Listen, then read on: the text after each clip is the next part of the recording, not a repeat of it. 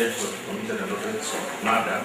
A seemingly troubled Peter Karanja arrived at the Embu Law Courts early on Monday under tight security, perhaps the effects of the murders that he had allegedly committed weighing in on him. His appearance at the court was a culmination of a night of deaths. On Saturday night, the officer is said to have gone on a killing spree from bar to bar killing people, and by the time he was out of ammunition, 10 people were dead. He was arraigned before Chief Magistrate Florence Wachira, but he didn't take a plea. The lead investigations officer, Chief Inspector Obadiah Kuria, had applied for an adjournment of the case for 14 days to allow officers to complete investigations. A plea granted by the magistrate, who ordered that he be remanded at the Embu police station in Embu.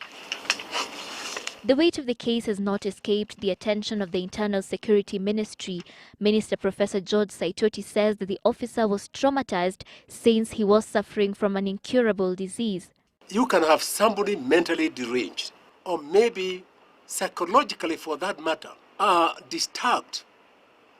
This can happen to any human being. Saitoti was, however, quick to add that that was no excuse for an officer to commit such crimes.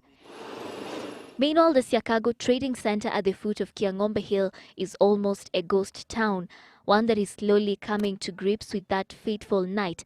But hidden behind the calm frontage, there remains untold grief from 10 families still trying to find their footing after the deaths.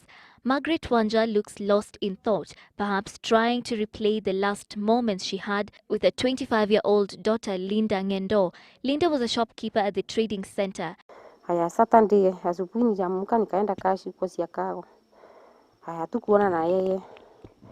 Wakati nirudi usiku saa jioni kama saa 6 kasoro ni tukapigiwa simu usiku. Tukaambiwa kuna askari amepiga watu risasi wakafa. Tukaambiwa moja ni huyo msichana wetu. Just a few meters from the trading center, 28-year-old George Nganga's siblings were lost in their own world, perhaps trying to build one without the only brother they ever had. Nganga worked in the civil service, and when he came home for the weekend, he went out with his friends for a good time. Last it was last month even. We just talk over the phone. Yeah, and this coming weekend alikuwa kuja kunivisit. While these families have high expectations that justice will be served, the thoughts of their irreplaceable losses are not lost on them. Peter Karanja will be back in court on the 12th of November when the case will be up for mention. Sheila Sendeyo, Citizen Live at 9.